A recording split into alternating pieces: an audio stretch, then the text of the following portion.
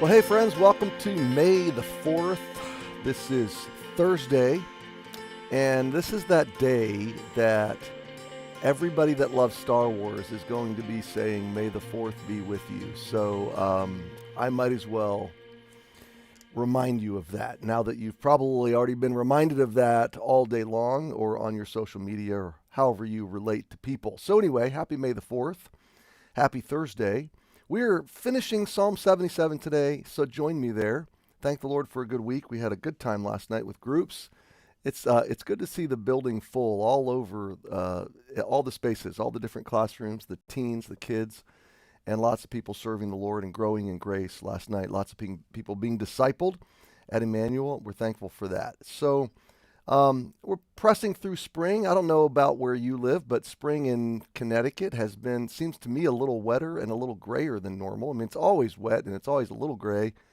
It just seems to be a little more than usual. Maybe that means we're going to have a prettier summer. I'm not sure, but we are looking forward to a great weekend at Emmanuel. We're finishing a message we began last week. I only got 2 points into 4, and yet this is a rich passage. It's John 14. So if you want to read up, prepare your heart. The beginning verses of John 14 is where we'll be on Sunday. So we have been really immersing ourselves into Psalm 77, and this is a psalmist that is going through deep darkness. In fact, it's so bad. At one point he says, I cannot speak. Look at verse 4. Thou holdest my eyes waking. I am so troubled, I can't speak. You ever get there? You ever get so tied up, so depressed or discouraged or so weighed down by something, you just don't even know what to say? Well, the psalmist decides to pray and to chronicle this journey through darkness for us. Isn't that amazing how God preserved that for us? Because we all go through these times. Then he says, in one point he says, I remembered the Lord and I was troubled. Then he says, he starts asking these questions. Will God cast off forever? Will he be favorable no more? Is his mercy gone? Are his promises failing? Has he forgotten grace? Is he shutting up his tender mercy? Verse 10 is really the turning point. He says, this is my infirmity. It's as though he embraces the moment and says, this is apparently what my God is leading me through and wants me to face for the moment.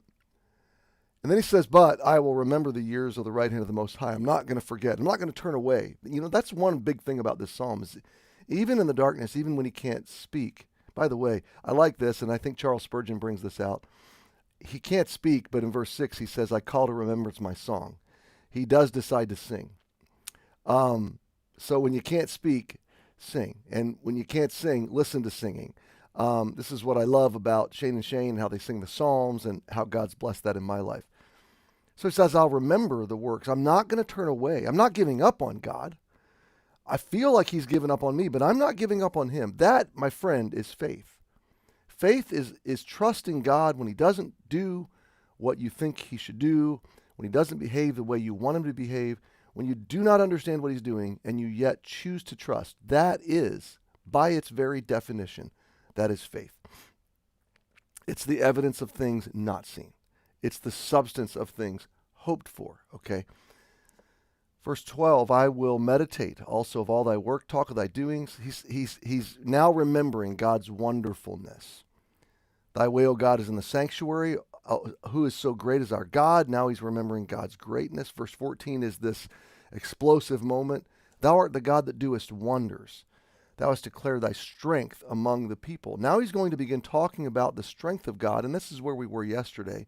He's unfolding the strength of God in big ways, in nature and in history. First, God redeemed his people.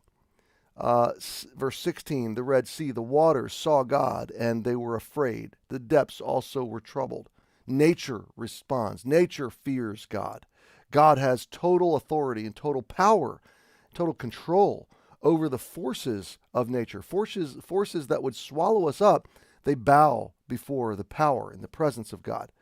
Verse 17 references, I think, the blessings of God. The clouds poured out water. The skies sent a sound. 9 arrows, lightning, also went abroad. God directs the storms. God directs lightning. God directs thunder. The voice of thy thunder was in the heaven. The lightnings lightened the world. The earth trembled and shook. So the whole idea that the forces of nature are at the command of God. This is my God. Verse 19 goes deeper. Thy way is in the sea, and thy path is in the great waters, and thy footsteps are not known. Now, what is the sense of verse 19? Okay, I love this. I think it's a beautiful metaphor. First of all, journeying at sea was a treacherous, difficult thing in the days in the ancient world of the writing of this psalm. So ships were rudimentary. Being able to navigate was a difficult thing. There were certain seasons you just didn't sail at all. So going out in great waters was a risky thing. And then navigating those waters and understanding the depths. And there was this mystery to ancient people, and there still is to a great degree if you think about it. There's this mystery to the depths. What's under all this water? What are the depths? So the great mystery, like for us, the great mystery is the cosmos and space. And we've pretty much mapped a lot of the ocean floor now with different kinds of radar and different kinds of scoping mechanisms, sonar and LIDAR and all these things. So it's not so much, even though it is still, it's not as great a mystery as it was to these people, but the depths of the oceans and the power of the oceans. This was like a metaphor for the mysteries of the deep and the mysteries of God. And what the psalmist is saying is his way is in the sea. He understands all the ways at the bottom of the sea. And his ways of thinking are as deep as those mysteries.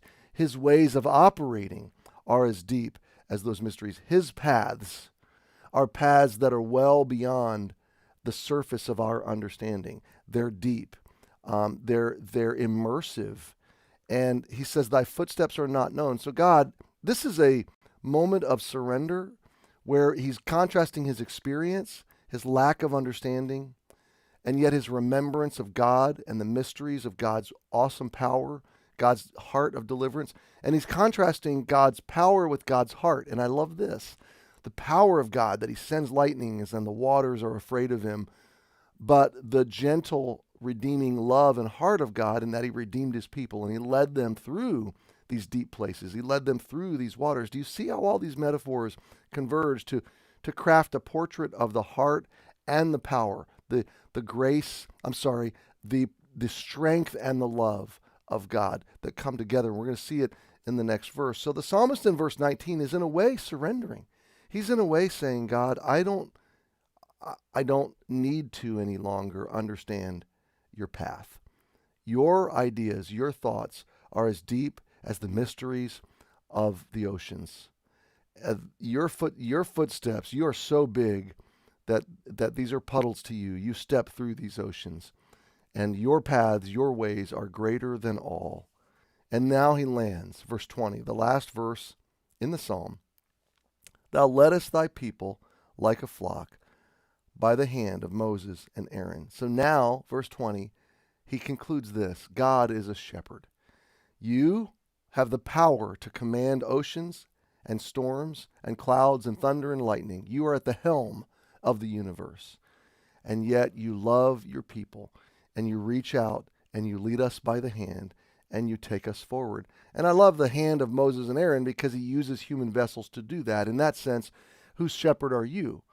And how should you qualitatively express and represent the heart of God? Do you reveal to those you love that God is a shepherd? Are you a gentle shepherd in the reflection of who God is? And yet we step back and we see that when we go through dark times, God is still our shepherd. He still loves us. He still leads us by the hand. And there's this moment in all of our lives when we can say, this is my infirmity. This is my call for the moment. God's not forsaken me. He is leading me forward. He's taking me forward. He leads me by the hand. He commands the universe, and yet he cares for my heart. What a great, loving Father and shepherd we have. This was my experience when I went through cancer. This was my experience when I transitioned from a comfortable place on the West Coast with a home and all the provisions and relationships that God had given us over 22 years and brought us to a new place, to a small church, to a revitalization, to a cloudy, stormy part of the country, to a place where we don't have all of the predictable things, or didn't have all the predictable things that we did. God led us by the hand. And I don't know where this devotion finds you today, but hear me from my heart, from the Word of God.